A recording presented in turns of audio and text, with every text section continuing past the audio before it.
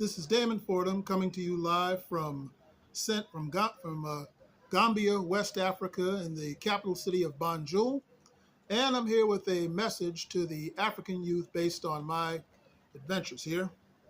You see, one of the great griots and historians of the Gambia, a fellow named Jali Moro Soso, said in his recent book, West Africa, the Empire of Manding and Kuba Organizations, by knowing a bit of what happened in the world, what happened in the future, how evil people work, and much more, a society without historians is like an empty ocean.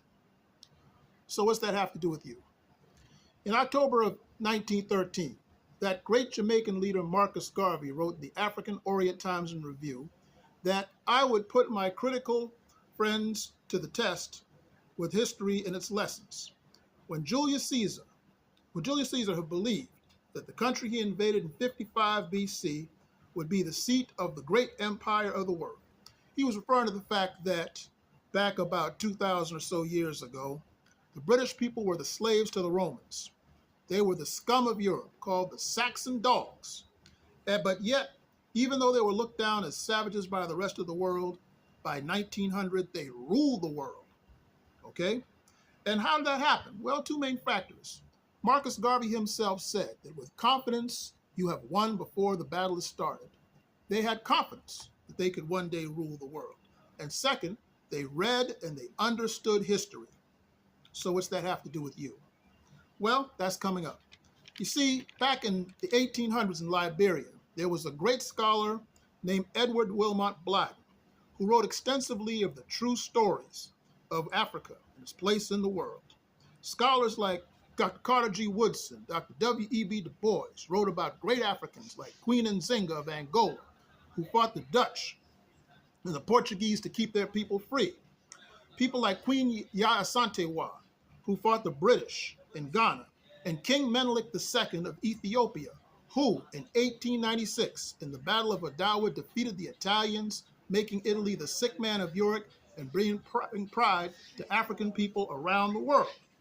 Marcus Garvey read things like that, as well as Booker T. Washington's Up from Slavery, and Booker T. Washington walked 400 miles after slavery to get an education, to begin the Tuskegee University down in Alabama and become one of the great black leaders of his day.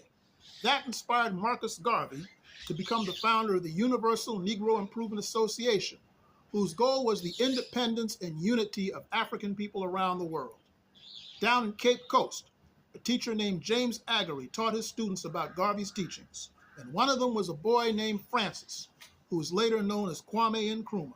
And Kwame Nkrumah and his friend Patrice Lumumba of the Congo had the idea of bringing the African nations together into one nation called the United States of Africa, before Nkrumah was deposed and Lumumba was killed.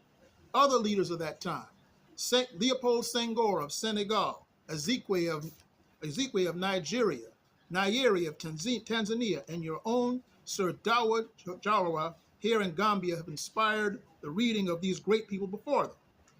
As our American President Harry S. Truman said back in the 1940s, all readers can't be leaders, but all readers can't be leaders, but all leaders must be readers. So you, the youth of Africa, have a duty of you, and history plays its part. Because Garvey spoke of how the despised nations in Europe once came to rule the world. But then the day may come where Africa will rise from its present condition and play a major role in the future of this world. You already have the tools to do it. Everywhere I go in Africa, I see the students are disciplined, well-behaved, still have their strong family traditions, still have a lot of their cultural traditions. You know, even though that's somewhat waning in the urban areas, there's enough of it to still grow around. And the respect that they have in the classroom and the diligence to their studies, these are the qualities that are finding harder and harder to find in places like the United States. But those are the things that'll help you succeed in life with that good foundation. But in studying things to make you great, use things like social media and TikTok and all that for entertainment purposes only. See, folks like me, I'll tell you the source of a lot of information, but there are a lot of people making up a lot of nonsense out of thin air. And a lot of that stuff is unhelpful and unnecessary and like going to a blind man for driving lessons. Okay? So study the teachings of the great leaders of your history so their greatness becomes a part of you. Learn from the mistakes of the bad leaders also so that you don't make them again. And above all, learn to take your skills in things like engineering and science to mine the gold and mine the iron and mine the oil and all these things for yourselves and take control of the means of production in Africa. And with all these things brought together, you can make a new heaven and a new earth right here in Africa. Thank you.